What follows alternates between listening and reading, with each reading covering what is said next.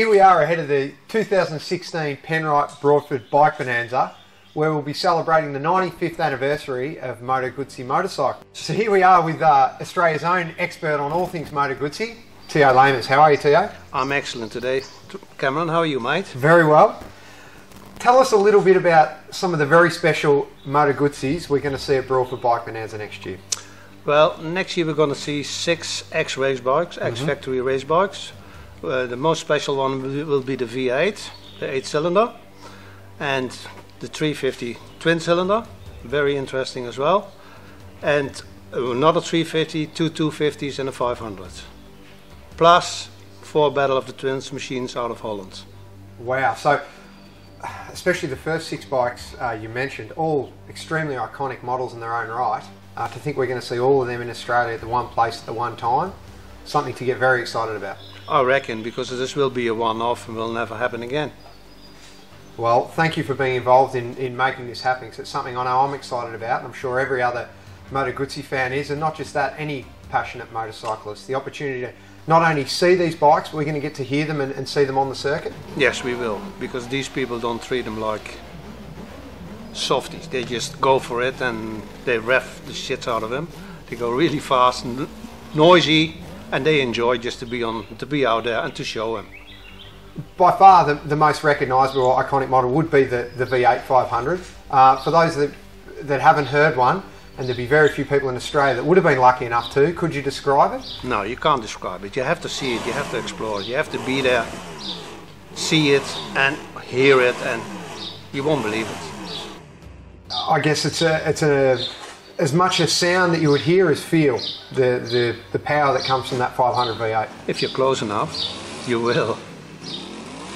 And they will give you the chance to be close. Absolutely fantastic. Well, tell people a little bit about your connection with Moto Guzzi. You founded and own one of the largest Moto Guzzi dealerships in the world, in the Netherlands. Yes, I do. I started it off back in the 80s. After I finished uni, I decided what I'm going to do. I'm going to be a psychologist or start enjoying life and do what I love best, working on bikes. And I decided to go for the bikes. And at that stage I was riding a Moto Guzzi, and I just fell in love with the bike, the people, the country, the language, the food, the whole culture. And I call myself a motorcycle racist since then, because that's the only thing that counts in my life. Moto Guzzi, that's what it's all about. Just one-eyed for the Moto Guzzi brand and the passion around that brand of motorcycles. Yes, that's it. Well, it'll be fantastic to celebrate that at the 2016 Bonanza, where we'll have the Shannon's Insurance Moto Guzzi marquee, where we'll be able to showcase some of these really special bikes when they're not on track, and people can get up close, take some photos, look and ask some questions and really get to experience these. Yeah, talk to the owners, that's the best thing. Talk to the riders as well. Touch them, sit on them, take pictures, whatever they want. It's all possible. Now, tell us your association with Moto Guzzi. We heard that you had a dealership in Europe. How did you end up living in rural Victoria? Just by coincidence. I happened to have a mechanic, an ex-mechanic, who went to Australia to work here, and he opened a shop in Mordialloc. So we went to visit him, and he happened being in need of a new factory. So we bought a factory and rented it out to him. And 2 years later, we came back to do some maintenance on the building, and we decided to buy a weekender. And we saw this property in the windows in Jij when we stopped for lunch. It was a bit bigger than a weekender. We had 600 acres, but what the heck. The price was for a weekender for us, being Europeans. And we decided it, but we never intended to come out. So we left it to the farmer for 2 years, and then after 2 years we came out for a longer holiday. And that was a mistake, because after that we decided, why go back to Holland? It was so crowded and busy and stressful. And 6 months later we moved. And you brought some of your Moto Guzzis with you? Not at that stage, but I did over the years, container after container after container. Because I found out after a while that I couldn't live without them. I tried, but I couldn't manage. I didn't manage it. How many do you have in Australia in your collection now? About close to 100, I reckon. That's a collection to be envious of. Maybe, maybe not. I don't know. I don't look at it like that. People will get to see some of these machines at the Bonanza next year? Yes, I will bring quite a few out, and together with the Moto Guzzi Club of Victoria, we will try to get as many Guzzis on display as possible.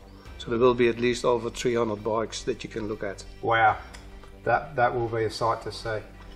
Well, tell us, Theo, why Moto Guzzi? How did it start with this brand? Surely you rode other motorcycles before a Moto Guzzi, or what's the connection? No, I started off as a Beamer, R51-3 back in the 60s, and going to the next town there was a bend in the road that I could, after a year I could take it at full speed, so it got a bit bored and I was looking for a different bike that was a bit faster, but the conditions were it had to be non-Japanese and shaft driven, and at that stage there was not a lot of choice. I chose the Moto Guzzi and I just absolutely fell in love with it. And I still remember the sensation when I hopped on it first time, the V-twin just making that movements, and it was just, I never lost that feeling. And what model was that? It was the 700 V7, and I still own that bike, so it's good. That's special that you've hung on to that. Did you hang on to it since then, or did you have to find it again? No, since then. Since then, I hang on to a lot of bikes since then. Wow, that shows the passion. Yeah, maybe it does, yeah, I know. Do you have a favourite model? Well, that's my favourite, of course. And another favourite is the V7 Sport, the green one that I showed you before. Yep. Those are the two ones that I like best. Would you have a favourite model from Moto Guzzi's racing days? No, not particularly. I like them all.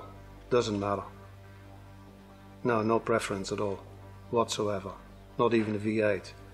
Is there a, I take it there's still one or two Moto Guzzis on the list that you aspire to own? One or two?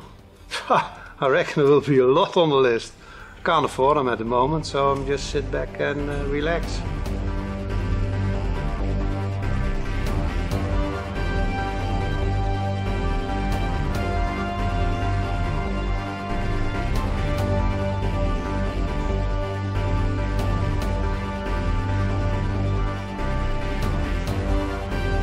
Another special connection I was thinking of between Moto Guzzi and Australia was Australia's first motorcycling world champion, Keith Campbell. He was actually riding for the Moto Guzzi factory in 1957 when he won the 350 championship, which is something that is extremely special in our racing past, and we'll get to see a 350 very similar to that at Broadford. Yes, we will. That's not the one that Keith Campbell won on, but it's the Bill Lomas one. Yes. So it's a real one. The 250 compressor, another extremely exciting bike. The technology Moto Guzzi were using, supercharging the 250 in the 1930s, was incredible and so far ahead of the competition. What ceased that technology? Why stop pushing forward with it? Well, the problem they had, the Second World War arrived, so that everything stopped at that stage because they had to produce cannons instead of motorbikes. And after the Second World War, the FIM stopped the supercharged engines, so they couldn't use it anymore for racing, road racing, but they still developed it further to set all the world records. They did between 40 and 1950, and they covered them all with that machine. It was an amazing machine. It was an incredible output for a 250cc, wasn't it? Something like 40 horsepower? Yeah, and they did 240 k's an hour in those days. Wow, I mean that's fast now. Yeah. And Stanley Woods, he was the first non-British rider on a non-British bike to win the TT at the Isle of Man. And not even that, he won it on the 250 and on the 500 the same year. Yep, double winner. In 1935, unique.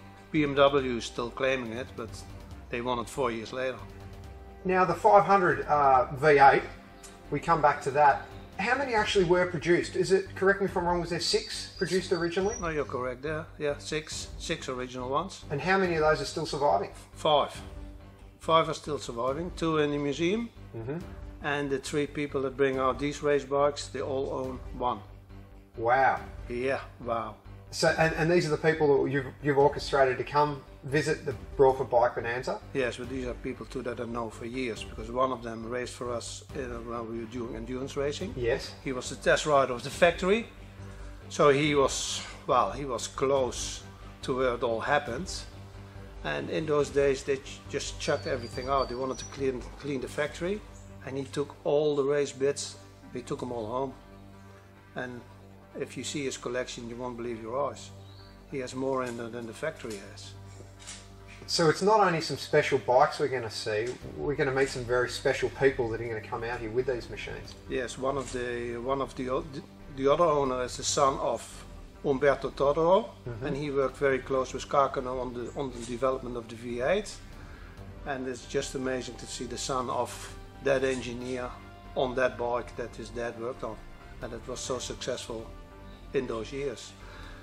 And some people reckon that it's not that successful because they only raced it a year, but they only raced it a year because in 1957 Moto Guzzi, Gilera and Mondial, they decided to withdraw from racing because there was no sponsorship in those days. The only thing they could get was tires, spark plugs and oil, and that was it. But related to the cost of those bikes and what they sold of the production bikes, it just didn't compare anymore. So they said, no, we have to pull out because we can't afford it anymore. And that's the reason why it all stopped. That's interesting to know, because it seems to be a different era now with Grand Prix racing being, the multi-million-dollar marketing, roadshow that it is, compared to back then. It truly was just about the passion to race and to improve the machine. Well, not only that, but in these days you got all your social media. In those days you didn't have anything. So you only had to get a newspaper to read about it. So it didn't really support the selling of your product because nobody knew about it. And that's the big difference with these days, I reckon. Anything you do, the whole world knows it within 10 seconds. Yes. Facebook or whatever. Yeah. Yep, you can't hide anything. No. The modern Moto Guzzi, something that still interests you? The bikes they're still producing? They still interest me, but not to have one. Yes.